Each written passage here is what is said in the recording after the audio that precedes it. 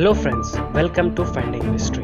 Friends, अगर मैं आपसे पूछूं कि दुनिया के सबसे बड़े सांपों का नाम बताओ तो आपका जवाब जरूर एनाकोंडा होगा, और होना भी चाहिए, क्योंकि आज के टाइम में ये धरती पर मौजूद सबसे बड़े सांप हैं। अगर हम इन सांपों को दुनिया के सबसे बड़े क्रोकोडाइल कैसियस से जोड़े तो हॉलीवुड की अच्छी खासी स्क्रिप्ट तैयार हो सकती है। हालांकि ऐसा नहीं है कि सदियों से धरती पर एनाकोंडा और कैसियस जैसे जीव का ही बोलबाला रहा है।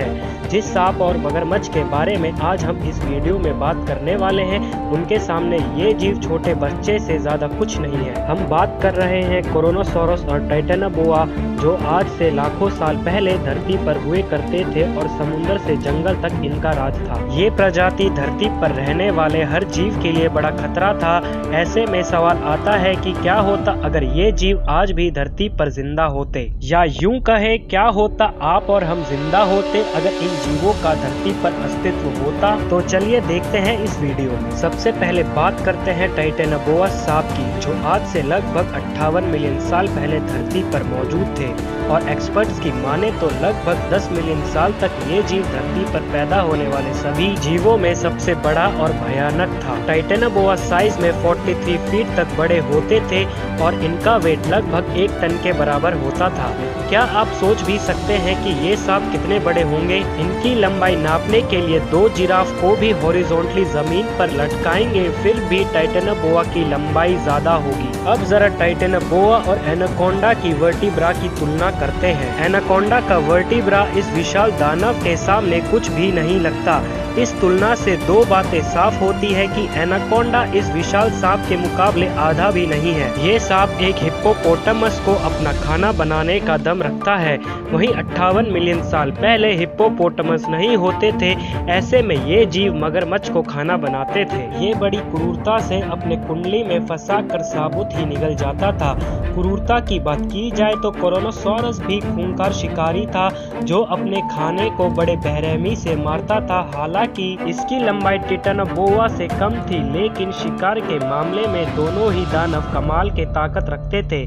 कोरोनोसोरस की जबड़े में नोकीली दांत थी, जो शिकारी को बचने का कोई मौका नहीं देती थी। इसके अलावा कोरोनोसोरस की लंबाई 33 फीट थी, जो आज के टाइम में पाए जाने वाले ऑर्काई व्हेल से भी ज्यादा है। साथ ही साथ इस जीव का वजन 12 टन के बराबर था। शरीर की बनावट की अगर बात करें तो ये काफी कुछ आज के मॉडर्न क्रोकोडाइल जैसा था, बस ये शेप में ज्यादा बड़ा था और शरीर में 4 रिब केज और एक ताकतवर पूंछ के साथ काफी मजबूत था। कोरोनोसोरस एक शानदार तैराक था, जो पानी के अंदर भी बड़ी शातिर तरीके से शिकार को अपने जबड़े में फंसा कर मारना जानता था। हालांकि इन दोनों जीवों का एक दूसरे से इनकाउंटर नहीं हुआ, क्योंकि दोनों जीव अलग टाइम से हैं। साथ ही दोनों के हैबिटेट में भी काफी अंतर देखने को मिला है। जहां कोरोनोसोरस दक्षिणी समुद्र के ठंडे पानी में रहना पसंद करते थे, वहीं टाइटेनाबोआ गर्म जलवायु के शौकीन थे। इतना अंतर होने के बाद भी इन दोनों में एक चीज समान थी, वो था इनका खौफ। जरा सोचिए, अगर ये दोनों जीव एक साथ इस धरती पर जिंदा होते तो क्या शांति से हमारे बीच रह पाते, या फिर इनके कहर मानव प्रजाति को ही खत्म कर देता? हालांकि ये एक बड़ा सवाल है, लेकिन टाइटेनाबोआ धरती पर जिंदा होते तो ये जीव जरूर ही भूमध्य रेखा के ट्रॉपिकल रीजन में देखने को मिलते, यानी कि ये कोलंबिया, ब्राजील, वेनेजुएला और पेरू जैसे देशों की ओर बसते, जहाँ का टेम्परेचर बिल्कुल सही है। अगर ऐसा होता तो कोलंबिया और ब्राजील के लोगों को इनकी उपस्थिति को लेकर काफी सतर्क रहना होता। खुद को बचाने के लिए उन्हें अपने घरों में बिजली की तारों से फेंस करवाना पड़ता, ताकि ये जीव घर में न घुस पाए। इसके अलावा सोते टाइम भी उन्हें खुद के पास एक इलेक्ट्रिक गन रखनी पड़ती, जो मुश्किल घड़ी में उनका साथ देती। जरा सोचिए कि इन हालतों में इंसानों का जीवन कितनी दहशत में गुजरता। हालांकि एनाकोंडा की तरह ये जीव भी इंसानों को भी अपना खाना बनाने में शायद ही रुचि दिखाते, लेकिन ये साइज में बड़े जीवों को अपना खाना जरूर बनाते, क्योंकि चूहे और बाकी जंगली जीवों से इनका पेट शायद ही भरता। इंसान और हाईटेक सिटी से टाइटेनाबोआ दूर ही रहते, लेकिन मानव सभ्यता इसको ट्रॉफी की तरह चिड़ियाघर में रख कर पैसे कमाने की जरूर सोचते, और इसी वजह से इंसानों पर हमला हमला करने के लिए उकसाते। जाहिर सी बात है ह्यूमन हंटर की निगाहों से टाइटेनोबोआ भी बच नहीं पाते,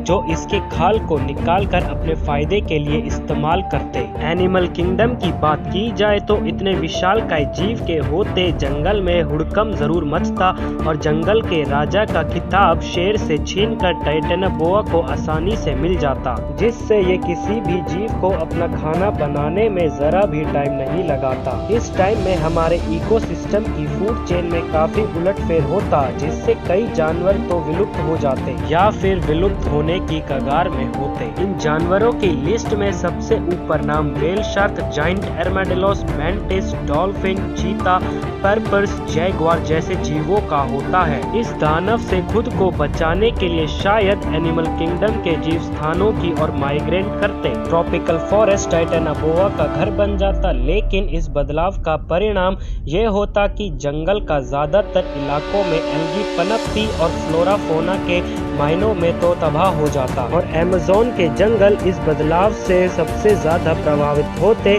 वहीं कोरोनोसॉरस की अगर बात करें तो इस विशाल शिकारी का आज की क्लाइमेट कंडीशन में जीवित रह पाना काफी मुश्किल होगा, क्योंकि मरीन लाइफ्स में अपने साइज का खाना नहीं मिल पाता। डायनासोर के टाइम में एक टर्टल साइज में एक बड़े टेबल के समान होता था। ऐसे में खाने की सही खुराक पाने के लिए तेजी से समुद्र जीवों का शिकार करता और मरीन लाइफ्स को बुरी तरह से प्रभावित करता। समुद्री टर्टल के साथ साथ बड़े मैमल्स जैसे व्हेल्स और डॉल्फिन्स को भी अपना शिकार बनाता।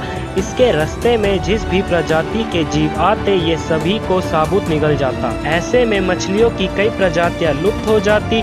फिश के लुप्त होने का गहरा असर जलवायु पर पड़ता, क्योंकि हवा से कार्बन को एक्सेप्ट करने के लिए कोई समुद्री जीव जिंदा ही नहीं रहता। मछुआरे भी इस जीव के डर से समुद्र में फिशिंग करने से डरते। समुद्र में ट्रेवल करने वाले शिप्स को भी काफी मजबूत बनाना पड़ता, ताकि कोरोनोसॉरस के जबड़े इसे नुकसान ना पहुंचा पाए। बीच पर सनबाथ का मजा लेने के बारे में तो भूल जाएं, क्योंकि ये दानव इंसानों को समुद्र के पास भी नहीं भटकने देता। इससे टूरिज्म को भारी नुकसान झेलना पड़ता। साउथर्न सी के सभी सी ट्रेड हमेशा के लिए ठप पड़ जाते। ऐसे में ये जीव मानव प्रजाति के लिए एक श्राप साबित होता। कोरोनोसॉरस ठंडी जलवायु के जीव हैं, जिन्होंने धरती पर लाखों साल पहले राज किया।